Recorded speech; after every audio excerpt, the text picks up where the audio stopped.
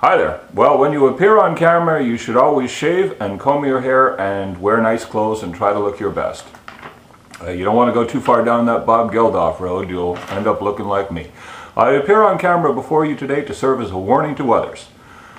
Clean yourself up before you appear on camera. Right, so there's two other people on this channel discussing the latest series of the Survivor series. And they are eminently more qualified than I to discuss the intricacies of plot development and which character should be voted off and that sort of thing. Dwayne, who will give you wonderful commentary on who not to pick to be in the final three, and of course Mike, who will give you blow by blow, and he understands people a whole lot better than I do. But so anyway, if you're still watching this, I mean, hell, I wouldn't. I'd turn me off in a second. But yeah, taking a tip from Dwayne, what I did is I watched the first episode. Now, bear in mind that I saw the first series with Richard Hatch. That was the one where in the very first show, he stood on the beach, looked into the camera and said, "My name is already on that $1 million check," right? And lo and behold, he won. Well, I didn't see any of the middle part because life took me away. I was busy doing other things, so I didn't even see a single episode of that. Doesn't help, of course, that I got rid of my TV right after that series too, though that series didn't have anything to do with my getting rid of my TV. But yeah, so in the middle part I didn't see anything. I saw the last season. That was where the surfer kid won, and now of course I'm trying to watch this series. The problem is that YouTube has a policy where anybody who uploads an entire episode or something of Survivor, they immediately cancel their channel. So 3 of the channels that I was relying on to receive the Survivor series have gone. Fortunately, there are still other ways of getting it, but CBS has blocked it in this country too. If you don't know, I live in a small town called Satan's Asshole in Canada, in the frozen outback, in a place that is actually surrounded by the bewilderness. And I definitely am bewildered. But anyway, taking a tip from my good friend Dwayne, I wrote notes as the first episode was airing. I saw the first one, saw the second one, haven't seen the third. I don't know if the third one is out yet. But I've seen 2 episodes of this latest series so far. Using my notes, I will tell you what I think of the show so far. Philip, 52 years old, former federal agent. As soon as he said that, all I could think was, secret agent man. Yeah, this man is arrogant and stupid. When he is voted off the island, I hope he takes that solemn walk down the pathway, steps on some dried leaves, and just falls into a pit. Yeah, hold still there, Philip. The gators will finish you off in no time. Can't stand this man. Next one is Matt, the pre-med student. Carbon copy of last season's winner. This guy is doomed. That was what I wrote on my list. He was number 2 after Philip. And lo and behold, on the second episode, he's already voted off. So actually, he didn't last as long as I thought he might. Anyway, Ralph, the farmer, too redneck for this game. There's nothing wrong with being a redneck. I like to pretend to be one myself once in a while, but ain't going to work in this game, I tell you. Francesca, the attorney, one of 3 law people in this latest episode here. As Shakespeare said, kill the lawyers first. She is too opinionated too early in the game. They're already playing strategies and alliances and that sort of thing. It's only the first episode. Francesca, attorney, this is lawyer number 1, doomed. Mike, the soldier.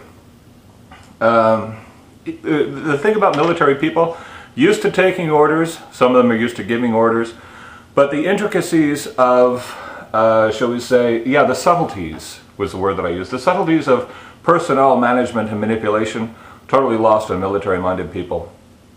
They are used to a strict line of command, never question an order, get the job done and that sort of thing.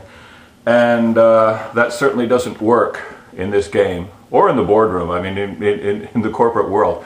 If you're trying to get along with your fellow employees and stuff, military-minded people don't have that sort of subtlety that a salesperson might have. And of course, in this show, you're definitely selling yourself, right? You're selling yourself as a friend and a comrade and somebody that you can trust. And Mike will come across, this man will be incapable of keeping a secret. Mike is going to be off before the merge, which is, I understand, mid-season. Russell and Boston Boob. Since I didn't see any of the middle episodes between Richard Hatch and last season, of course, I don't know who Russell and Boston Boob are. But neither will make it to mid-season. They didn't win last time that they were on, I understand, and this time, the reasons for this: Boston Boob is one of those conniving, wussy-type people that will try to use the common vernacular, to glom onto somebody, right? They will try to attach themselves to make alliances with the weakest people in a tribe. And then, when those people start to question him as the authority figure, of course, they will turn on him very quickly and en masse, and that's why Boston Boob will never win this show. Russell, on the other hand, is a very slimy creature. He strikes me as somebody who would make up stories about himself to sort of like increase his own self-importance, but really have nothing to back it up. If you knew the truth about Russell, I reckon you'd probably just give up in disgust. So Russell and Boston Boob won't make it to the middle. David, the defense attorney, this is lawyer number 2.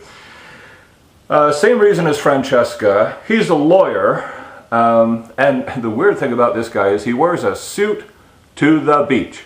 Everybody else is standing there wearing tank tops and shorts and flip-flops and running shoes and that, or track shoes and that sort of thing. He's standing there wearing a suit and a tie to the beach.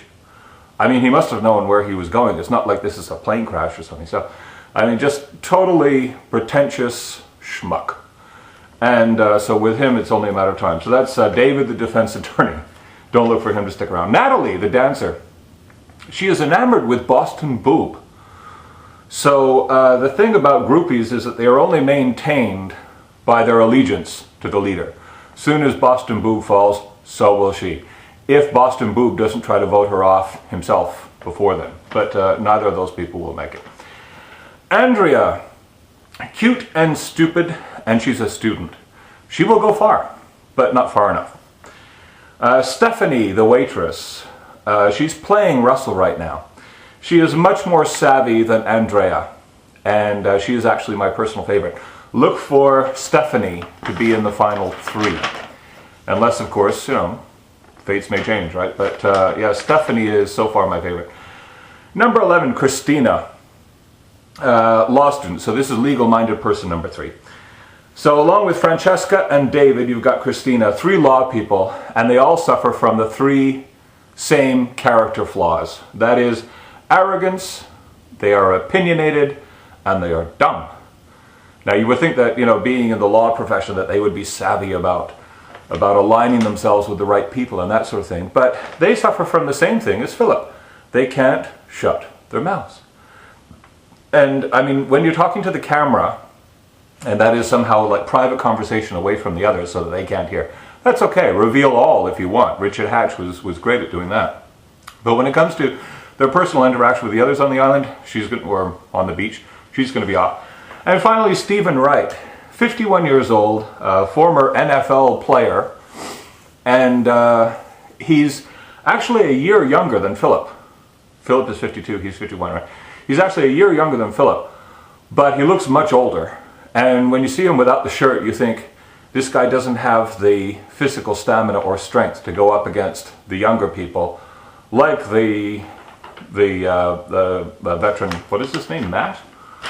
Mike the soldier. He doesn't have the physical stamina or the strength to go up against somebody like Mike.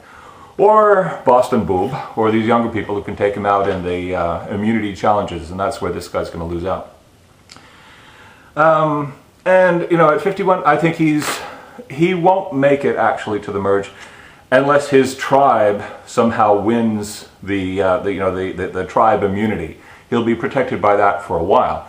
But as soon as his tribe has to start picking off people, yeah, Stephen ain't going to make it. So that's the first 13 people to be voted off. And 2 of them already have. And in the final, I always try to make a prediction for how certain things will come up. Yeah, in the final 3, okay, in the last couple of shows there, Stephanie the waitress is my vote for now. Anyway, that's it. So nobody's watching this. If you're watching this, in the comments below, I want you to write the word boobalicious. Okay, just put boobalicious. Spell it like it sounds. And remember, if you're going to appear on camera, always shave, comb your hair, wear nice clothes, and try to look your best. So that's my intro to this channel. I expect to be blocked and my membership revoked by the other 2 members of this channel. And that's about it. And in the meantime, if you know of a reliable source that still airs the full episodes here in Satan's Asshole, Canada, please let me know. Because as I say, YouTube has this policy where as soon as you upload Survivor, you're off. They just cancel the channel.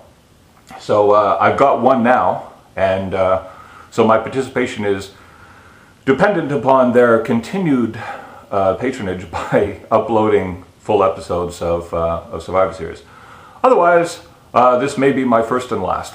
Anyway, so remember, right boobalicious. Take care, everybody. Love you all.